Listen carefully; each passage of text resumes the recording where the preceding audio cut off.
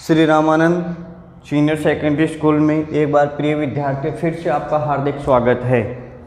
आज हम प्रश्नावली 16.2 का अध्ययन करेंगे, जिसमें हमें बेलन से संबंधित सवाल किस प्रकार से हल किए जाते हैं हम इन पे चर्चा करेंगे। तो सबसे पहले हमारे पास में बेलन का जो संपूर्ण पृष्ठीय क्षेत्रफल होता है वो होता है 2 पाई r कोष्ठक r प्लस h। बेलन के आधार का क्षेत्रफल जो कि एक वर्त होते हैं का क्षेत्रफल होता है पाई r स्क्वायर। बेलन की वक्र पृष्ठ का क्षेत्रफल 2 पाई r h। इसमें जो वर्त होते हैं उन पे चर्चा नहीं करते हैं। बेलन का आयतन जो होता है वह पाई r स्क्वायर h होता है, अर्थात आधार का क्षेत्रफल गुणा ऊंचाई। और खोखले बेलन का आयतन हमारे पास में पाई कोष्ठक r1 square minus r2 square into h होता है। ध्यान रखना r1 हमारे पास में बाह्य त्रिज्या है और r2 हमारे पास में भीतरी त्रिज्या है। तो इस प्रकार से ऐसी कोई भी आकृति जो बेलनाकार हो, अर्थात उसके दोनों सिरे वृत्ताकार हों, हों और एक निश्चित दूरी जो है उनके बीच में बनी रहती हो, लंबवत त्रिज्या के अंतर्गत चलती रहती हो, उसको अपन जो है बेलन की आकृति के रूप में जाना जाएगा। जहाँ इसका जो संपूर्ण पृष्ठीय क्षेत्रफल है वो बना कैसे मैं बता देता हूँ। हमारे पास इसमें दो वृत्त दिखाई दे रहे हैं। एक वृत्त का पाई r है तो दो वृत्त का कितना होगा पाई r स्क्वायर। यदि वृत्तों को हटा दे तो हमारे पास वक्र पृष्ठ बनता है और वक्र पृष्ठ का होता है 2 पाई r h। इस प्रकार से 2 पाई r कॉमन लेने से बना r प्लस h। तो ये बेलन का संपूर्ण पृष्ठीय क्षेत्रफल इस प्रकार से निकाला जाता है। अब हम इस पे चर्चा करते हैं। पहले तो सबसे पहले मेरे पास मैं सवाल लेकर के आता हूँ, नॉर्मल सवालों को थोड़ा हटाते हुए। जैसे कि प्रश्न नंबर मेरे पास में आता है 4। यहाँ मेरे पास में प्रश्न नंबर 4 है। इस प्रश्न नंबर 4 में क्या कह रहा है, दो लंबवर्तीय बेलनों की त्रिज्याओं का अनुपात 2:3 है। तो सबसे पहले क्या क्या दिया है उसको नोट करते हैं। दो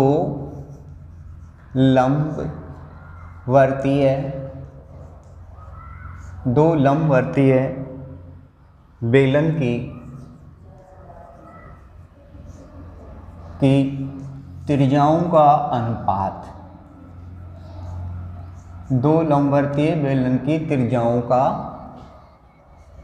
अनुपात दिया हुआ है। ये अनुपात जो है मेरे पास में आ रहा है 2:3, यहाँ से दिया हुआ है। इसके बाद ऊंचाइयों का अनुपात एवं साथ में दिया हुआ है इनकी जो ऊंचाइयाँ हैं, इन ऊंचाइयों का जो अनुपात आ रहा है वह दिया हुआ है यहाँ 5:4। इसके बाद कहता है कि वक्र पृष्ठीय क्षेत्रफल तथा आयतनों का अनुपात बताइए। तो ज्ञात करना क्या है, पहले हम सवाल को अच्छी तरीके से समझने का प्रयास करना चाहिए कि एक तो हमें दिया क्या है, दूसरा हमें करना क्या है। तो करने के लिए दो बात कह रहा है। एक तो इनके जो क्षेत्रफल हैं उसका अनुपात चाहिए, क्षेत्रफलों का अनुपात पूछ रहा है एक बात। दूसरी बात आयतनों का अनुपात कह रहा है। तो दो चीज़ें हमें यहाँ से ज्ञात करनी है। आयतनों का अनुपात पूछ रहा है, ये दो चीज़ें हमें क्लियर करनी है। तो प्रिय विद्यार्थियों, सबसे पहले हमें ये डिसाइड करना पड़ेगा कि हमारे पास में जो लंबवर्तीय बेलन दिखाई दे रहे हैं, ठीक है, तो ये जो है इनकी त्रिज्याएं क्या क्या हो सकती हैं। तो हम क्या करते हैं कि दो चित्र बना रहे हैं यहाँ पे। एक लंबवर्तीय बेलन हमारे पास में ये आ रहा है, दो अलग अलग हैं, तो दोनों अलग अलग की हम चर्चा कर रहे हैं। एक ये हो गया और एक थोड़ा इससे हम बड़ा ले लेते हैं। तो दूसरा हमारे पास में इसको देखते हुए ये दूसरा वर्त आ रहा है।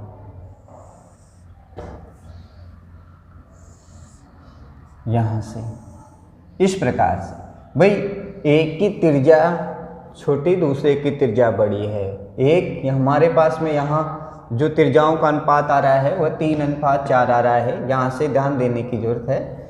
इसके बाद हम इसको थोड़ा यहाँ ले लेते हैं कि बेलन 1 है, ये बेलन 2 है, तो यहाँ इसकी त्रिज्या को हम R1 कहते हैं, इसकी त्रिज्या को हम R2 कहते हैं। तो R1 जो है वह हमारे पास में आया हुआ है 2, यहाँ से क्लियर कर लेते हैं, यहाँ R2 को क्लियर कर लेते हैं। ये जो R2 दी गई है तो ये हमारे पास में है 3। इसके बाद ऊंचाई, यहाँ से इसकी ऊंचाई को हम h1 नोट कर देते हैं और यहाँ से इसको h2 नोट कर देते हैं। तो h1 हमारे पास में है 5 और h2 होगा हमारे पास 4। तो जो दिया गया था उसके अकॉर्डिंग हम पहले चित्र बनाने का प्रयास करते हैं। जैसे भी नॉर्मली टाइप से बनने का प्रयास करता हो तो इस पहले वाले त्रिज्या को R1 कहेंगे, दूसरे को R2 कहेंगे, पहले वाले को h1 कहेंगे, दूसरे वाले को h2 कहेंगे। इसके अकॉर्डिंग हमने जो है जो दिया था उसको हमने शो कर दिया है। अब हमारे पास में जैसा कि जो दिया हुआ था हमने उसको मान लिया है कि भाई ये R1 R2 है, जैसे कि चित्र में हमने शो कर दिया है, और ये h1 और ये h2 है। अब हमारे पास में सीधा सीधा यहाँ आ जाता है प्रश्नानुसार।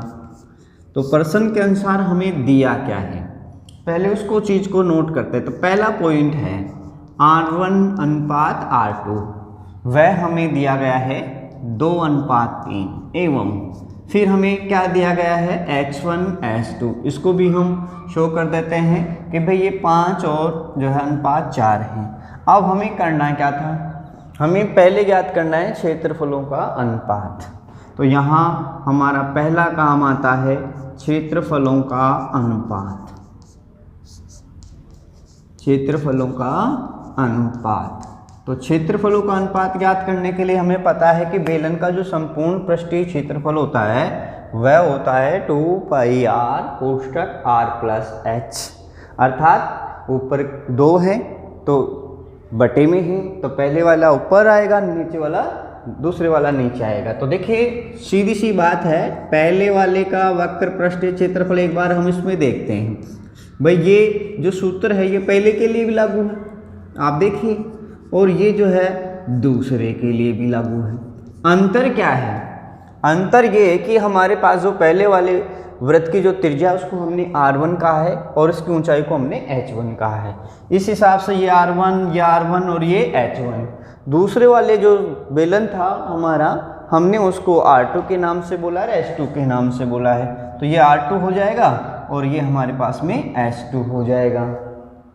तो यहाँ हम ये देख रहे हैं हमारे पास में जो सवाल चल के आ रहा है दोनों यहाँ, तो यदि क्षेत्रफलों का पूछे तो ये सूत्र लगा देंगे हम, जैसे कि क्लियर है। भी थोड़ा सा ध्यान देना, मैं आपको समझाने का प्रयास कर रहा हूँ। तो 2 से 2 कट गया, पाई से पाई कट गया, R1 की वैल्यू रखनी है यहाँ भी और यहाँ भी, R2 की वैल्यू रखनी है यहाँ भी और यहाँ h2 की वैल्यू रखनी है। इसी प्रकार मान लो हमसे वक्र पृष्ठों का पूछ ले, वक्र पृष्ठीय क्षेत्रफलों का अनुपात पूछ लो, तो उस समय क्या करना है भाई, हमें ये ध्यान रखना पड़ेगा कि वक्र पृष्ठ का कितना होता है 2πrs। तो सेम वही बात, यानी जो चीज़ हमसे पूछा जाता है हमें वही जवाब देना होता है। तो वक्र पृष्ठीय क्षेत्रफलों का अनुपात, तो भाई पहले वाले का भी जैसे मैं आपको क्षेत्रफल से दिखा के बता रहा था अभी, 2πrh पहले वाले का भी, 2πrh दूसरे वाले का भी, दोनों का सेम है। अब वही बात पहले वाले के लिए लिखनी हो तो पहले वाले के लिए अपन क्या लिखेंगे यहाँ पर R1 और h1, दूसरे वाले के लिए लिखनी हो तो यहाँ क्या लिखेंगे R2 और h2। अब हमें ये देखना पड़ेगा कि वास्तव में हमसे ये पृष्ठीय क्षेत्रफल पूछा है तो इसको क्लियर कर देंगे, और आयतन पूछा है तो आयतन क्लियर कर देंगे। तो मेरा कहने का मतलब ये था कि यदि आपके पास यहाँ संपूर्ण पृष्ठीय क्षेत्रफल पूछता है तो संपूर्ण पृष्ठीय क्षेत्रफल के लिए R1 और h1 देना पड़ेगा। यदि आपसे आयतन पूछता है तो पहले वाले को फिर से R1 h1 देना पड़ेगा, दूसरे वाले को सदैव h2 और R2 देना पड़ेगा। तो ये हमसे ज्ञात करवा रहा था, इसलिए हम इसको यूँ के लिए चलते हैं। तो 2 से 2 हमारा कैंसिल हो रहा है, पाई से पाई हमारा कैंसिल हो रहा है। तो R1 की वैल्यू हमारे पास में 2, H1 की वैल्यू हमारे पास में 5 और यहाँ R2 की वैल्यू हमारे पास में 3 है और H2 की वैल्यू 4 है। तो इसको हम क्लियर कर रहे हैं तो हमारे पास में 2 का भाग 2 दूनी 4 बार गया, इस प्रकार 3 दूनी 6, अर्थात ये आ गया है 5/6। जिसको क्लियर करते हैं तो 5:6, अर्थात वक्र पृष्ठीय क्षेत्रफलों का जो अनुपात आ रहा है वह हमारे पास में 5/6 आ रहा है। दूसरा जो सवाल हमसे पूछा गया था इसके अंतर्गत यहाँ से हमें चाहिए था आयतनों का अनुपात। तो यहाँ ये जो सवाल लिखा गया है ये वक्र पृष्ठीय क्षेत्रफलों के लिए थोड़ा सा ध्यान देने की जरूरत थी। वक्र पृष्ठीय क्षेत्रफलों, वक्र पृष्ठीय क्षेत्रफलों जिसका पूछे वो लगाना होता है। तो वक्र पृष्ठीय क्षेत्रफलों का अनुपात और आयतनों का अनुपात, तो वक्र पृष्ठीय हमने निकाल दिए। अब हम यहाँ से निकाल रहे हैं आयतनों का अनुपात, आयतनों का अनुपात। तो वही बात जैसे कि मैं आपको समझा रहा था, आयतन बेलन का ध्यान से देख रहे हैं अपन, πr²h, तो πr²h पहले वाले का और πr²h दूसरे वाले का। बस आप मान लो यहाँ एक कमज़ोर विद्यार्थी है तो हमें ये देखना पड़ेगा कि ये हमारे पास r किस रूप में है। r हमारे पास r1 के रूप में है, पहले वाले के लिए R1H1 के रूप में है, दूसरे वाले के लिए R2 और H2 के रूप में है। तो यहाँ से देखेंगे पाई से पाई कट जाता है, R1 का मान हमारे पास में 2 आ रहा है और H1 का मान हमारे पास में 5 आ रहा है। इस प्रकार से R2 हमारे पास में 3 आ रहा है और H2 हमारे पास 4 आ रहा है। इसको मैं क्लियर कर रहा हूँ।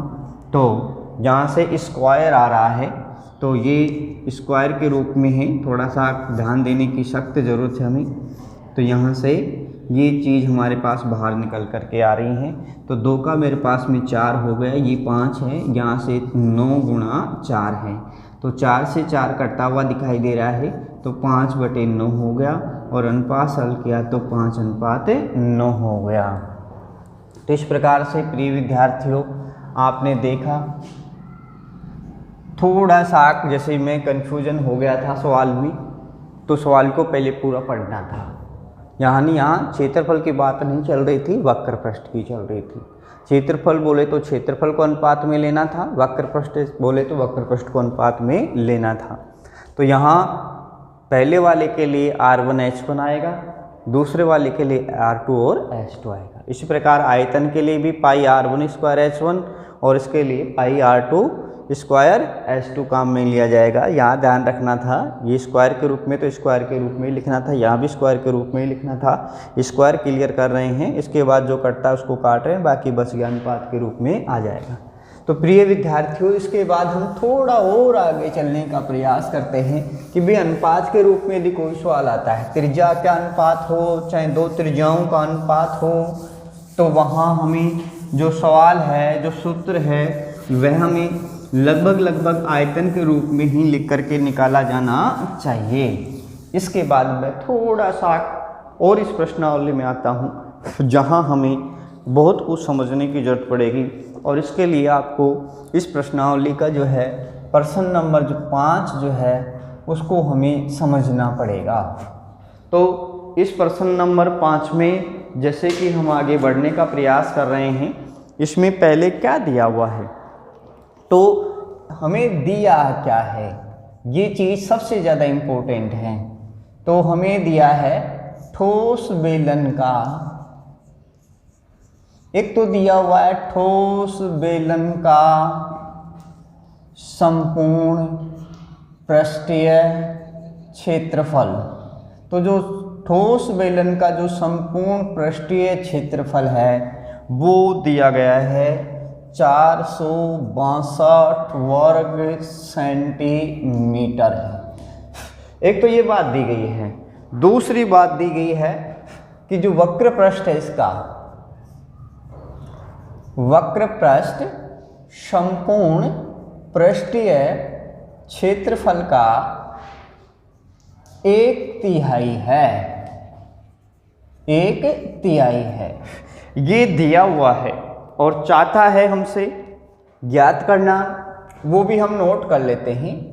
तो ज्ञात करना, तो ज्ञात करने में हमें दिया गया है इस बेलन का आयतन क्या होगा, इस बेलन का आयतन क्या होगा, ये हमसे पूछ रहा है।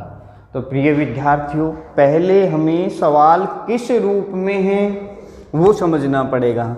तो ठोस बेलन बोला, हमने भी बनाया, हम प्रयास कर रहे हैं अपना। तो प्रयास करने के लिए जो है हमारे पास में ये बेलन के रूप में बाहर आ रहा है।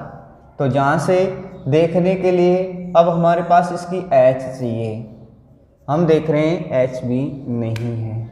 फिर हमें इसकी त्रिज्या चाहिए, हम देख रहे हैं इसकी त्रिज्या भी हमारे पास उपलब्ध नहीं है। तो यहाँ हम जब इस सवाल को अच्छी तरीके से पढ़ रहे हैं तो आयतन निकालने के लिए हमें चाहिए इसका जो सूत्र है πr²h, इसके लिए हमें r की h की आवश्यकता है। हमारे पास तो दोनों ही नहीं है, तो हमारे पास ये एक समस्या है। तो समस्या को हमें सबसे पहले मैथ के रूप में लिखना पड़ेगा। तो ठोस बेलन का संपूर्ण पृष्ठीय क्षेत्रफल 462 वर्ग सेंटीमीटर है। इसका मतलब हुआ कि बेलन का जो संपूर्ण पृष्ठीय क्षेत्रफल होता है उसका मान होता है 2πr कोष्ठक r+h, अर्थात इसका मान हमें दिया गया है 462।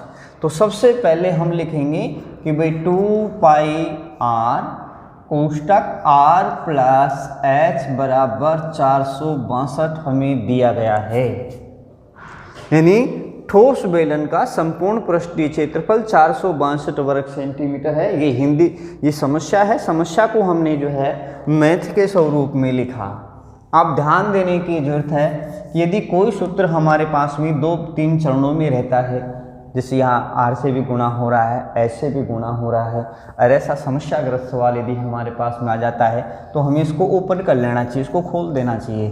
तो इसको करेंगे तो 2πr², इधर से करेंगे तो 2πrh। अब चूँकि हमारे पास न तो r की वैल्यू थी न h की, इसलिए हमें इसको बीच में ही छोड़ना पड़ेगा, समीकरण का नाम देना पड़ेगा। अर्थात पहली समस्या को हम इससे ज़्यादा सरल नहीं कर सकते हैं। अब दूसरी समस्या है कि इसका वक्र पृष्ठ जो है संपूर्ण पृष्ठीय क्षेत्रफल का 1/3 है। एवं अब जो दूसरी शर्त है इसका मतलब हुआ कि दोनों के बीच में बैलेंस हो सकता है, बराबर आ सकता है, यदि संपूर्ण पृष्ठीय क्षेत्रफल को 1/3 से गुणा कर दिया जाए तो वक्र पृष्ठ का क्षेत्रफल हमारे पास में 2πrh है और यहाँ तुलना कर रहा है, दो के बीच में तुलना चल रही है। तो तुलना के लिए बराबर को काम में लीजिए और इसका जो संपूर्ण पृष्ठीय क्षेत्रफल है वो दिया हुआ है 462, 1/3 है, अर्थात 1/3 को संपूर्ण पृष्ठीय क्षेत्रफल को यदि 1/3 से गुणा कर दिया जाता है तो जो पृष्ठीय क्षेत्रफल है, वक्र पृष्ठ है, उसके बराबर हो जाता है। तो ये चीज़ यहाँ से आपको समझनी पड़ेगी। अर्थात 2πrh का मान हम निकाल सकते हैं 3 एकम 3, 3 पंजू 15 और 3 चौक 12, 154। ये हमने यहाँ से इसको दे दिया समीकरण 2 का नाम। प्रिय विद्यार्थियों, यदि समीकरण 2 में 2πrh का मान हमारे पास में आ रहा है 154, इस प्रकार जो समस्याग्रस्त सवाल दिया जाता है उसको हमें भिन्न भिन्न समीकरणों में डिवाइड करके फिर उसका मान प्रतिस्थापित करने का प्रयास करने की कोशिश करनी चाहिए। तो 2πrh के स्थान पर हम 154 यहाँ लिख सकते हैं, तो हमारे पास 2πr² का मान आ जाएगा। तो समीकरण 1 व समीकरण 2 से तो हमने क्या किया, जो 2πrh का मान है वो यहाँ रख सकते हैं, बराबर है।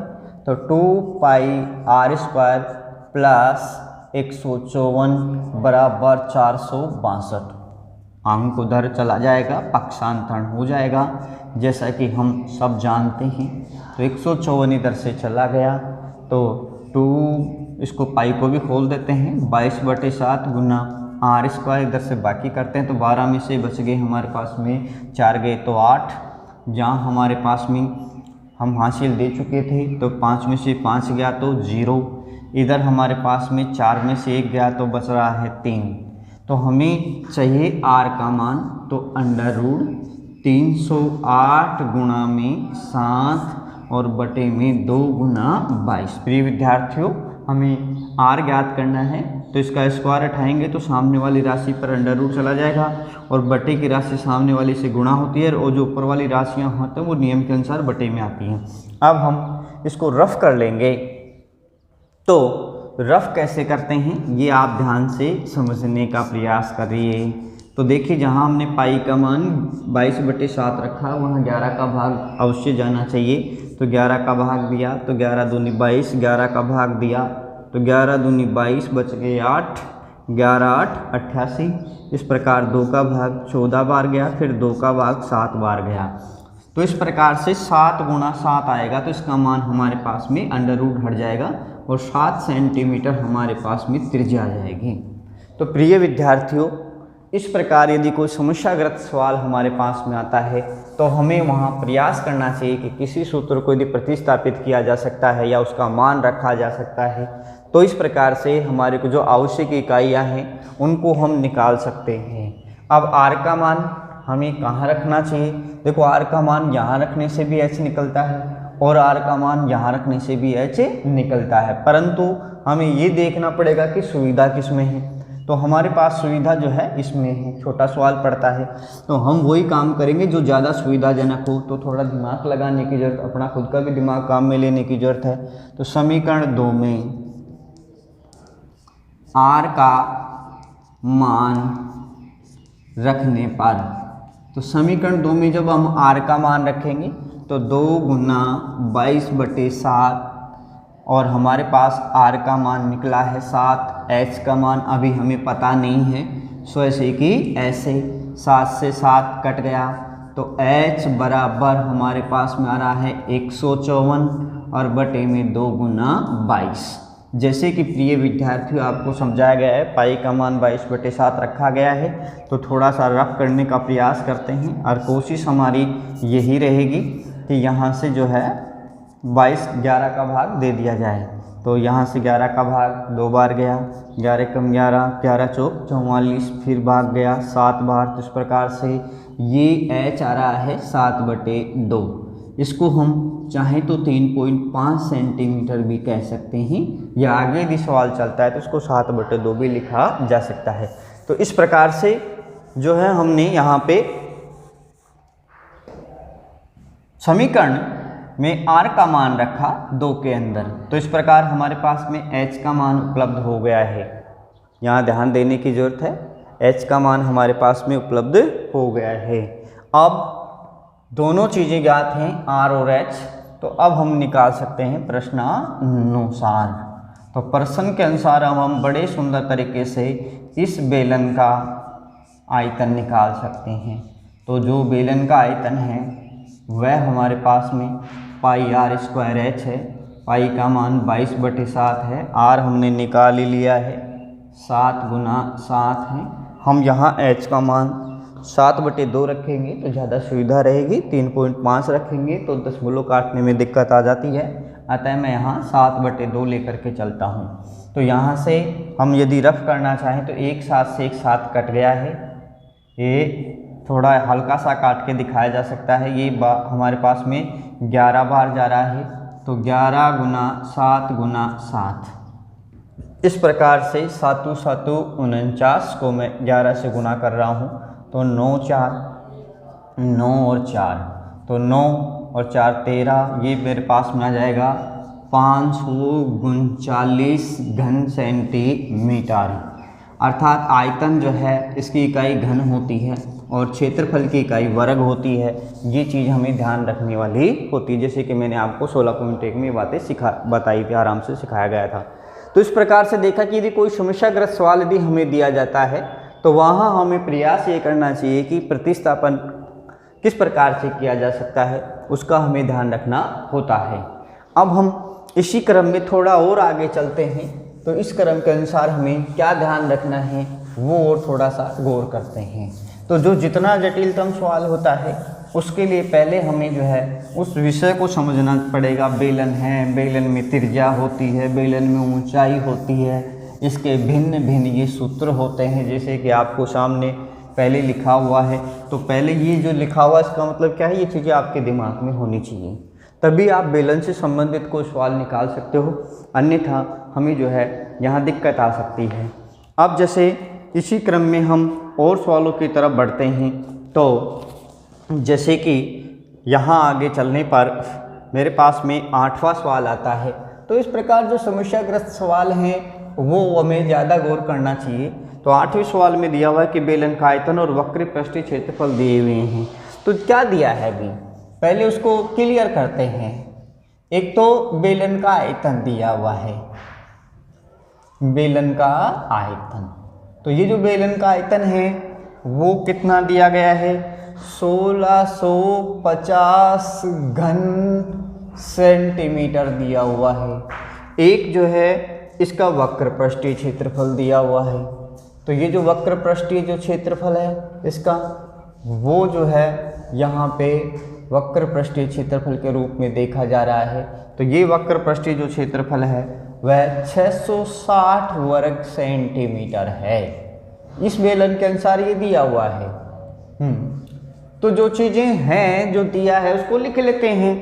अब हमारे पास में करना क्या है वो भी हम दिमाग में डाल लेते हैं कि भी करना है क्या है। जो करना है, जो ज्ञात करना है उसी के अनुसार सवाल हल करना है। फालतू सवाल हल करने का आवश्यकता नहीं, जो हमें ज्ञात करना है उसी के हिसाब से हमें सवाल को आगे लेकर के चलना पड़ता है। तो यहाँ हमें करना क्या है, एक तो हमें त्रिज्या r चाहिए एवं ऊंचाई h चाहिए। तो ऊंचाई h ये जो है हमें ज्ञात करनी है का मान, ये हमें ज्ञात करना है। तो प्रिय विद्यार्थियों, फिर मैं आपके सामने सवाल को लेकर के चलता हूँ। तो यहाँ हमें करना क्या है, यदि हमारे पास में जैसे कि दो समस्याएं थी अभी पिछले सवाल में हमने देखा, तो हमको उनको समीकरण 1, 2 के रूप में हमें ले लेना चाहिए। परंतु मैं जो चीज़ आपको जो बात बताने जा रहा हूँ उसको थोड़ा सा गंभीरता के साथ देखना चाहिए आपको। यदि हमारे पास में जो सवाल दिए हुए हैं पहले हम उनको गणित के रूप में, जो समस्याएं हैं पहले हम इसको गणित के रूप में ले रहे हैं। तो गणित के रूप में कैसे लेंगे भाई, पहली बात है बेलन का आयतन, बेलन का आयतन। तो ये जो बेलन का आयतन है वह 1650 घन सेंटीमीटर है। तो साफ साफ क्लियर होता है कि बेलन का आयतन कितना होता है, पाई r स्क्वायर h होता है। इसका वैल्यू दी हुआ, मान दिया हुआ है, तो मैं इसको गणित के रूप में लिख देता हूँ। तो दूसरे शब्दों में हम इसको कह सकते हैं कि भाई पाई r स्क्वायर h का मान 1650 घन सेंटीमीटर है। इसको मैं समीकरण 1 दे देता हूँ। समस्या को मैंने मैथ में लिख दिया। दूसरी बात, वक्र पृष्ठीय क्षेत्रफल 660 वर्ग सेंटीमीटर है। तो वक्र पृष्ठीय क्षेत्रफल कितना होता है, 2 पाई r h। तो इसको भी मैं गणित के रूप में लिखना चाहूँगा पहले समस्या को लेते हुए। एवं दूसरी बात है वक्र पृष्ठीय क्षेत्रफल, वक्र पृष्ठीय क्षेत्रफल। तो यहाँ जो वक्र पृष्ठीय जो क्षेत्रफल है वह 660 वर्ग सेंटीमीटर है।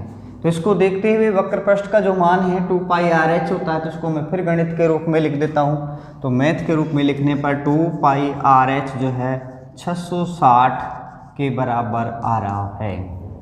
अब प्रिय विद्यार्थियों, सवाल क्या है, ऐसे सवालों को कैसे सरल किया जाता है वही मैं आपको समझाने का प्रयास कर रहा हूँ।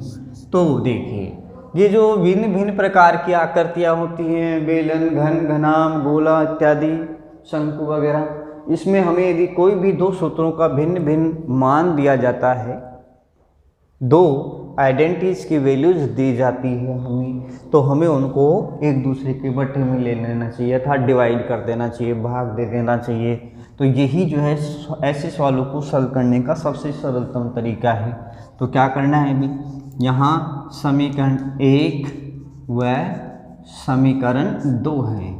जब दो भिन्न आइडेंटिटीज का आपको वैल्यू दी हुई होती है तो वहाँ आप क्या करना, डिवाइड कर देना अर्थात एक दूसरे में भाग दे देना। तो भाई वही मैं कर रहा हूँ। तो यहाँ पाई आर स्क्वायर एच इधर है, इसमें मैं भाग दूंगा 2 पाई आर एच का। इधर मेरे पास में 1650 है, इधर मेरे पास में 660 है। पाई से पाई कट गया, एच से एच कट गया, एक आर से एक आर कट गया, तो मेरे पास ऊपर आर बच गया और नीचे मेरे पास में 2 बच गया है। प्रिय विद्यार्थियों, इसको मैं सरल कर रहा हूँ थोड़ी देर के लिए रफ में। तो 1650 बटे में 660, 1 0 से 1 0 मेरे को कटता हुआ नज़र आ रहा है। 11 का मैं भाग दे रहा हूँ क्योंकि पाई से संबंधित सवाल है, तो मेरे पास में भाग गया 6 बार।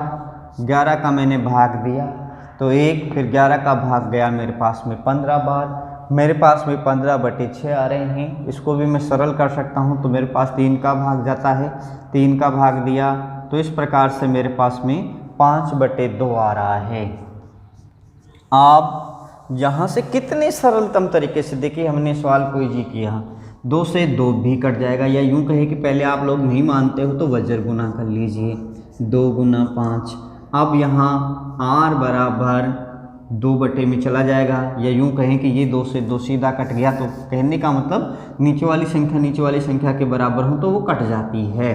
तो r बराबर मेरे पास में आ गया है 5 सेंटीमीटर। अर्थात जो बेलन है इन 2 आइडेंटिटीज के हिसाब से, इन 2 सूत्रों के हिसाब से इसमें जो त्रिज्या है वह 5 सेंटीमीटर होगी। प्रिय विद्यार्थियों, अब मुझे h भी ज्ञात करना है, तो अब ये जो r का मान मैं यहाँ रखूँ तो भी निकल जाएगा और r का मान मैं यहाँ रखूँ तो भी निकल जाएगा। अब ये सुविधा के लिए आपको जैसा छोटा लगे, जैसा जो ज़्यादा सुविधाजनक हो उसमें आपको मान रख लेना चाहिए और उसको क्लियर कर देना चाहिए। तो भले ही मैं 1 में रखूँ या 2 में रखूँ, मेरे को पता है यहाँ मेरे को स्क्वायर करना पड़ेगा, यहाँ मेरे को केवल सामान्य रूप से लिखना पड़ेगा। तो मैं समीकरण 2 का सहारा ले लेता हूँ उसमें। तो समीकरण 2 में r का मान रखने पर, तो समीकरण 2 में r का मान मैं रख रहा हूँ, तो 2 गुना 22 बटे 7 गुणा r मेरे पास में 5 आ चुका है, h उपलब्ध नहीं है जिसका कि हमें मान ज्ञात करना है। अब h के लिए मेरे को क्या करना पड़ेगा, उधर की राशि के साथ में मेरे को बटे की राशि से गुणा करना पड़ेगा और बाकी राशियाँ मेरे पास में बटे के रूप में आ जाएंगी। तो या यूँ कहें कि 2 गुना 22 बटे के रूप में आ जाएंगी। अब वही बात, पाई का मान 22 बटे 7 रखा है, तो थोड़ी देर के लिए हम इसको रब कर लेते हैं। तो 660 गुना में 7 बटे में 2 गुने में 22, यहाँ से मेरे पास 11 का भाग जा रहा है, तो 11 दूनी 22, 11 का भाग गया 60 बार गया, यहाँ से 2 का भाग मेरे पास 30 बार गया, यहाँ से भाग गया 15 बार। तो यहाँ हमें जो है किसका मान निकालना था, h का मान निकालना था। तो बड़ी सुविधा के लिए यहाँ जो भाग दिया वो थोड़ा सा देख फिर रफ दोबारा कर लो। यहाँ पे 11 का भाग 2 बार गया और 11 का भाग यहाँ पे 11 6 66, यानी यहाँ से भाग गया इतनी बार। अब मैं 2 का भाग दे रहा हूँ तो मेरे पास में गया 30 बार, फिर मैं 2 का भाग दे रहा हूँ तो मेरे पास में गया 15 बार। तो यहाँ से h निकाल रहे हैं हम। तो मान हमने किस में रखा था, 2 पाई आर एच में मान रखा था, 2 का मान रख दिया, देखिए पाई का मान रख दिया, देख लीजिए आर का मान 5 आया रख लीजिए, और एच का मान आ गया वो हमने रख लिया था। तो इधर जो है हमारे पास में गुणा हो जाएगा और ये राशियाँ किस में आ जाएंगी, बटे में आ जाएंगी। तो यहाँ हमें थोड़ा इनको रफ कर लेना चाहिए। तो रफ जिस प्रकार से हम कर रहे हैं यहाँ ध्यान आप देख ही रहे हो, तो सीधी सी बात है, 11 का भाग ऊपर गया, 11 का भाग नीचे जा रहा है हमारे पास में। तो 11 दूनी 22, 60 बार भाग जा रहा है, फिर 2 का भाग 30 बार जा रहा है, फिर 2 का भाग 15 बार जा रहा है। इसका मतलब 15 गुना में कितना रहा है, 7। तो 5 7 35, यहाँ 3 रह गया, 7 एकम 7 और 3 10, तो ये 105 यहाँ पे आ रहा है। तो 105 सेंटीमीटर यहाँ आ रहा है। तो इस प्रकार से आप लोगों ने देखा कि किस प्रकार से सरल तरीके से जो है हम आवश्यक जो जब 2 यूनिट हमारे पास में दी गई हों, 2 त्रिज्याएं जब हमारे पास में दी गई हों, तो उनको हम किस प्रकार से सरल कर सकते हैं। एक थोड़ी सी जो अभी जो गलती यहाँ हो गई है वो आप देखिए, यहाँ इस सवाल में 5 जो है वो रह रहा है, तो ये 5 इधर आ जाएगा, तो इसका मतलब ये हुआ हमारे पास में। तो थोड़ी बहुत जो है लापरवाही ना हो तो यहाँ 5 का भाग और दिया जाएगा भी, तो 5 दूनी 10 और 5 एकम 5, तो ये मेरे पास में आ रहा है 21 सेंटीमीटर। तो टोटल चीज़ें ध्यान से रफ भी करें तो बिल्कुल थोड़ा ध्यान से करना चाहिए। तो प्रिय विद्यार्थियों, देखा आपने किस प्रकार से जो है बेलन पर आधारित सवालों को निकाला जाता है। तो हमने देखा नॉर्मल तरीके से यदि अपने को RS दिया गया हो तो सीधा मान रख के हम बड़ी आसानी से सवाल को क्लियर कर सकते हैं, कोई दिक्कत वाली बात है नहीं।